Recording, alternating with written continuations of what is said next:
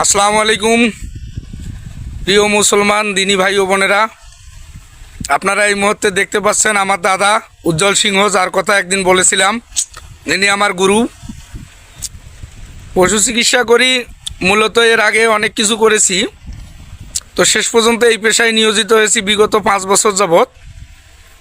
আর এই পেশায় আসার মূল উদ্দেশ্য, মূল লক্ষ্য, মূল লোক হচ্ছে আমার এই শ্রদ্ধেয় দাদা উজ্জ্বল সিংহ রায়, যিনি দীর্ঘ 20-22 বছর ধরে ডাক্তারি করতেছে। ইনি না হলে আজকে আমি এ পেশায় আসতে পারতাম না। সর্বোপরি আমার পিতার পরে তার স্থান। তো যতদিন বাঁচি থাকবো সবাই দোয়া করবেন যেন দাদা সুস্থ থাকে। তো আপনারা শুনেন এখন তার মুখ থেকে তার পরিচয়, তার নাম এবং পেশা, গ্রাম। তো দাদা, আপনার নাম, পেশা এবং গ্রাম বলেন।